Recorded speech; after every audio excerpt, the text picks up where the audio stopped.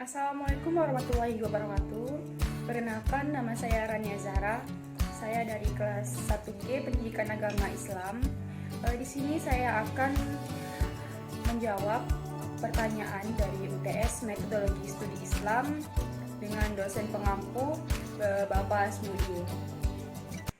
Baiklah, saya akan menjawab pertanyaan pertama. Jelaskan kaitan antara Islamic Worldview atau pandangan hidup Islam dan metodologi studi Islam atau yang sering disebut dengan MSI. Definisi worldview Islam dapat dirujuk dari definisi-definisi sejumlah tokoh. Di antaranya yaitu Al-Maududi. Al-Maududi mendefinisikan Islam sebagai sebuah sistem pandangan hidup dimulai dari konsep keesaan Tuhan Asy-Syahadah yang berimplikasi pada keseluruhan kegiatan kehidupan di dunia ini. Dari pendapat Al-Maududi ini dapat dijabarkan secara luas, yaitu Islam berawal dari syahadah, persaksian dengan hati, kemudian diikrarkan dengan lisan, selanjutnya diaplikasikan dalam totalitas kehidupan seperti berdagang, hubungan sosial, menuntut ilmu, mengerjakan rukun Islam, rukun iman, bekerja, menikah, dan lain-lain. Itu semua adalah implikasi kehidupan beragam yang bermula dari satu konsep, yaitu asy-syahadah.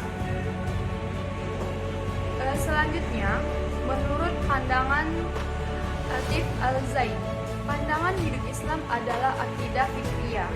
Akidah fikriyah artinya adalah kepercayaan yang berdasarkan pada aksi, yang daripadanya lahir suatu sistem.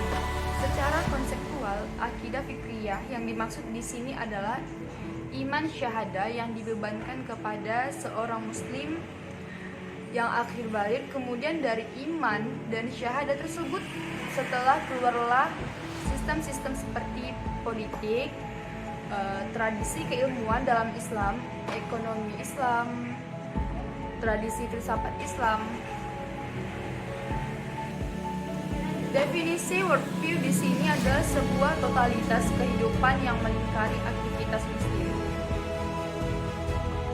Pada pengertiannya, metodologi studi Islam ini dimaksudkan untuk mengantarkan muslim mampu memahami Islam bukan secara normatif semata, melainkan menelaah Islam aktual secara kritis, objektif, dan sistematis.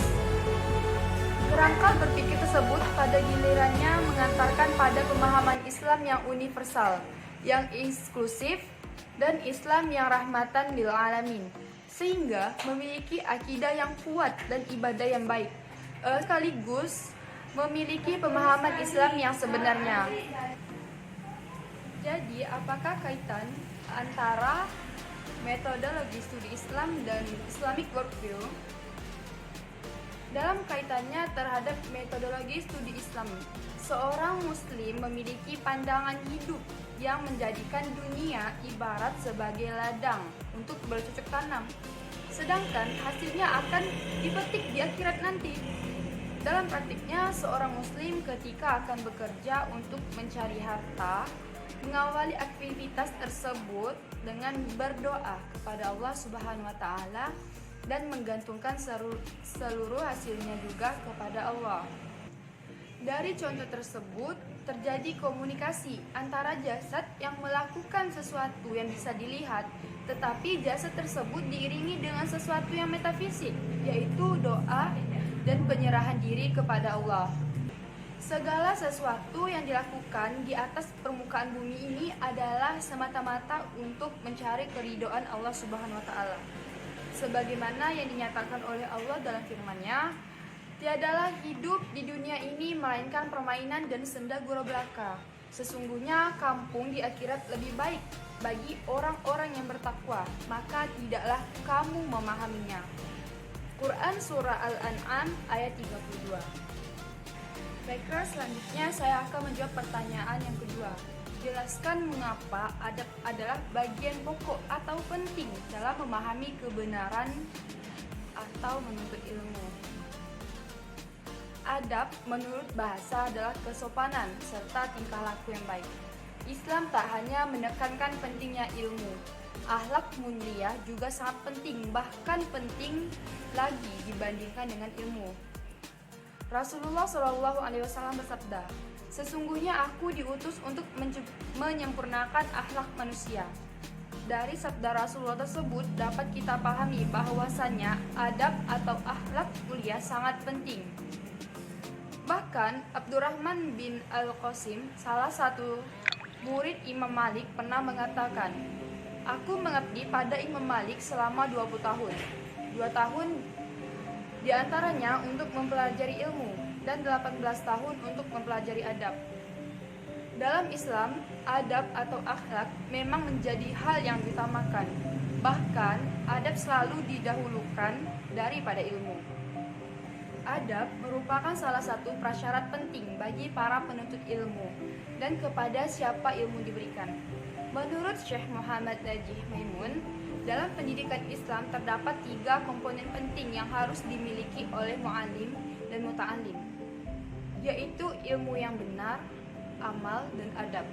Adab dijelaskan oleh Syekh Muhammad Naqwi Al-Attas sebagai pengenalan dan pengakuan atas tempat, kedudukan, dan keadaan yang tepat dan benar dalam kehidupan, dan untuk disiplin agar ikut serta secara positif dan rela memainkan peranan seseorang sesuai dengan pengenalan dan pengakuan itu. Adab adalah disiplin rohani, akli, dan jasmani yang memungkinkan seseorang dan masyarakat mengenal dan meletakkan segala sesuatu pada tempatnya dengan benar dan wajar, sehingga menimbulkan keharmonisan dan keadilan dalam diri, masyarakat, dan lingkungannya. Hasil tertinggi dari adab ialah mengenal Allah Subhanahu wa Ta'ala dan meletakkannya di tempatnya yang wajar dengan melakukan ibadah dan amal soleh pada tiap insan. Adab merupakan sebuah keniscayaan dan telah lama berakar dalam ajaran Islam. Keseluruhan ibadah terhadap Allah Ta'ala sesungguhnya merupakan bentuk adab manusia sebagai hambanya terhadap penciptanya. Menuntut ilmu adalah amalan yang mulia yang akan mempermudah penuntutnya akan jalan menuju surga. Sehingga seorang murid dituntut untuk memperhatikan adab-adabnya saat menuntut ilmu. Hal ini karena amalan yang mulia harus dilakukan dengan cara yang mulia pula. Kita kembali lagi kepada pertanyaan awal. Mengapa adab merupakan bagian penting dalam menuntut ilmu? Karena dengan adab inilah seorang murid akan mampu menerima dari gurunya. Seorang murid akan mampu menerima ilmu yang diberikan oleh gurunya. Mengapa demikian? Sebab orang yang berilmu namun tanpa adab, ia akan lebih condong untuk merasa sombong bahkan kepada gurunya sendiri. Oleh karena itu, dalam menuntut ilmu, adab memang sangat diperlukan. Sebagaimana pendapat dari Imam Al-Ghazali di atas bahwasanya ilmu tidak akan diperoleh kecuali dengan tawadu atau rendah hati. Maka ketika thalabul ilmu atau penuntut ilmu merasa sombong atas ilmunya, ia tidak akan mau menerima ilmu dari orang lain, termasuk gurunya sendiri. Orang yang berilmu namun tanpa adab akan condong untuk merendahkan orang lain, selalu merasa sudah cukup dengan ilmunya, selalu merasa tinggi dari orang lain. Alhasil ia akan menjadi sombong dan malah jauh dari ilmu pengetahuan. Maka dari itu, pada kesimpulannya, adab memanglah penting dalam proses untuk menuntut ilmu. Baiklah, selanjutnya saya akan menjawab pertanyaan yang ketiga. Jelaskan tentang 4 sumber ilmu dalam Islam dan hubungan antara satu sumber dengan sumber lainnya dalam proses mengetahui. Ilmu memiliki kedudukan yang tinggi dalam sejarah peradaban manusia. Seluruh manusia di muka bumi ini pasti merasakan kebutuhan akan ilmu pengetahuan. Manusia sampai sekarang selalu mencari bagaimana mendapatkan ilmu, bagaimana kita bisa mendapatkan ilmu dengan cara yang benar. Mereka mulai bertanya, apa sajakah sumber ilmu pengetahuan? Islam mempunyai pandangan sendiri tentang ilmu pengetahuan dan sumber-sumbernya. Tidak hanya itu, tidak hanya dari Islam, ilmu juga bisa kita dapatkan dari dalam filsafat ilmu. Yang pertama, empirisme. Menurut aliran empirisme, manusia memperoleh pengetahuan melalui pengalaman hidupnya. Tentu pengalaman yang dimaksud didapat dari peran indera manusia, seperti indera perasa, indera pendengar, indera pelihat, indera pencium, dan indera praba. John Locke, yang dianggap sebagai bapak aliran empirisme, mengemukakan teori tabula rasa yang menyatakan bahwa pada umumnya, pada mulanya manusia kosong tanpa pengetahuan, seperti selembar kertas putih yang masih bersih, belum ada tulisannya. Lantas, pengalaman inderanya mengisi catatan harinya hingga menjadi pengetahuan. Mulanya tangkapan indera yang masuk sederhana, selanjutnya tersusun menjadi pengetahuan yang kompleks dalam diri manusia. Jadi, pengalaman indera menjadi sumber pengetahuan yang benar. Selain John Locke, ada juga David Hume yang menyatakan bahwa manusia sejak dilahirkan belum membawa pengetahuan sama sekali. Manusia memperoleh pengetahuan melalui pengalaman indera yang memberikan dua hal. Yang pertama kesan atau impression, dan yang kedua ide atau idea. Kesan adalah apa yang diperoleh secara langsung yang diterima dari pengalaman. Kesan bersifat hidup dan langsung seperti saat manusia mendengar, melihat, merasa, menginginkan, membenci, dan menyayangi. Sedangkan ide adalah gambaran tentang persepsi yang dihasilkan dengan merenungkan kembali atau terrefleksikan yang diterima dari pengalaman individu. Yang kedua, rasionalisme atau akal.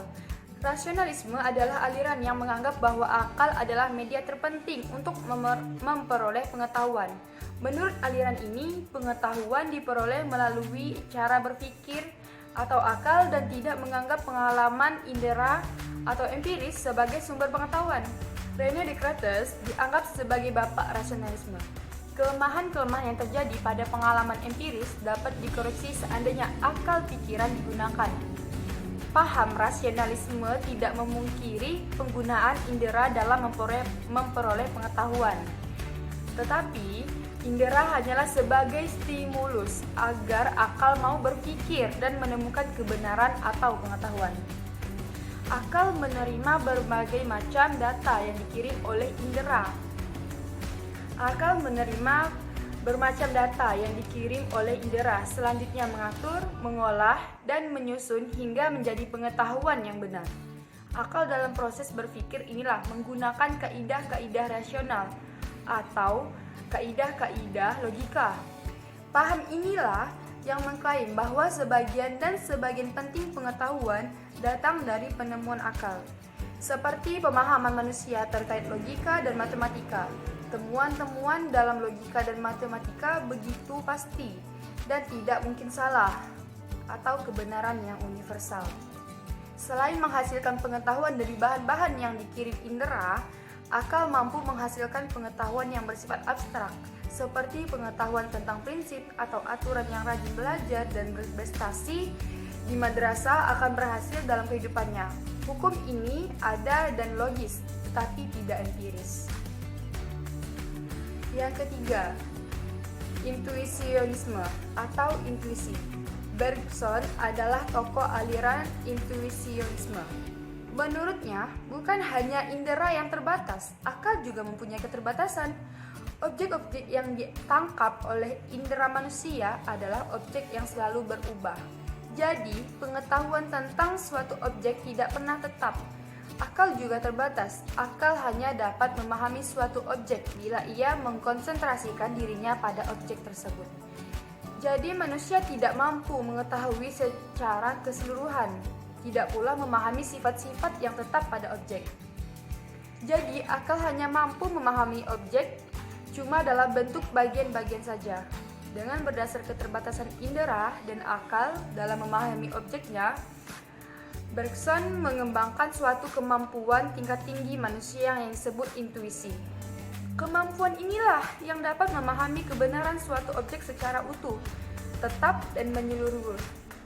Untuk memperoleh intuisi yang tinggi, manusia harus berusaha memanfaatkan pikiran dan perenungan yang konsisten terhadap kebenaran suatu objek. Selanjutnya yang keempat, wahyu. Wahyu disebut sebagai sumber murni seluruh pengetahuan yang berasal dari Tuhan. Wahyu memberikan sumbangan terhadap bangunan pengetahuan yang tidak terjangkau oleh kekuatan rasional dan empiris. Ketika seseorang menemui jalan buntu dan melakukan perenungan secara radikal maupun mendalam, wahyu mampu dijadikan sebagai rujukan inspiratif dalam upaya mencari pencarian pengetahuan. Amsal Bahtiar mengatakan bahwa wahyu adalah pengetahuan yang disampaikan oleh Allah kepada manusia lewat perantara Allah Subhanahu wa Ta'ala, mensucikan jiwa para nabi dan mencerahkan pula jiwa mereka untuk mendapatkan kebenaran dengan jalan wahyu. Melalui wahyu, Allah Subhanahu wa Ta'ala memberikan kepada manusia kebenaran pengetahuan. Dia tidak berikan bahwa surat pertama itu kepada manusia untuk dalam artian selalu berinspirasi dengan pengetahuan untuk kemaslahatan. Wahyu adalah kebenaran mutlak dari Tuhan.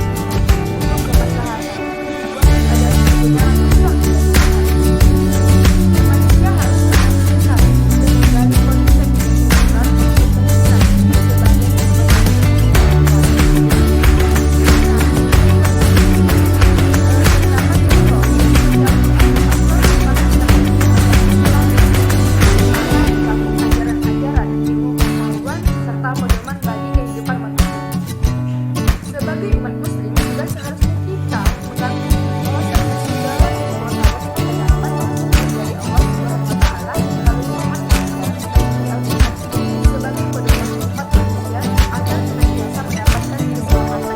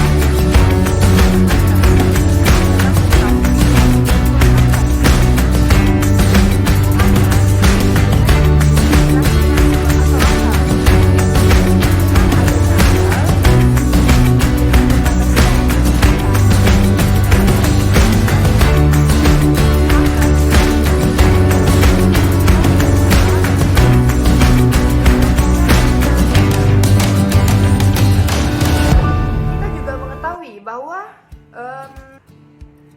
panca indera kita dan akal kita itu sangat terbatas, karena bahwa hanya dengan akal kita tidak dapat mencapai suatu ilmu pengetahuan yang seperti tidak masuk akal. Seperti untuk kita memahami wahyu yang diturunkan oleh Allah kepada nabinya. Kita tidak hanya bisa memahami dengan panca indera kita dan akal kita.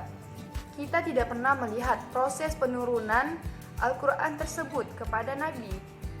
Jadi di sini panca indera kita sangat terbatas untuk kita mendapatkan ilmu tersebut. Apakah kita memahaminya atau tidak? Nah, maka dari itu dengan adanya intuisi itu untuk melengkapi empiris dan rasionalisme kita. Nah, yang keempat, wahyu. Dengan adanya wahyu itu dapat menjadikan penyempurna, bahwa karena dengan terbatasnya panca indera kita, terbatasnya akal kita dan intuisi kita, dengan adanya wahyu, dengan adanya penurunan wahyu dari Allah ke Nabi, di situ kita harus dibarengi dengan iman. Dengan beriman maka kita percaya. Karena kita ini sebagai manusia memiliki empiris yang terbatas, akal yang terbatas, panca indera yang terbatas dan dengan intuisi, maka dengan turunnya wahyu, tapi kita juga harus dibarengi dengan iman kita. Karena untuk memahami itu tidak hanya bisa dengan akal kita, dengan panca indera kita, tapi juga harus dengan iman kita. Jadi untuk mengetahui semua ilmu pengetahuan itu selalu ada hubungannya untuk saling melengkapi satu sama lain. Itulah tadi jawaban-jawaban dari pertanyaan UTS metodologi studi Islam. Sekian, terima kasih. Mohon maaf apabila ada salah kata. Mohon maaf apabila saya salah dalam menjawab. Wabillahi taufiq wal hidayah. Wassalamualaikum warahmatullahi wabarakatuh.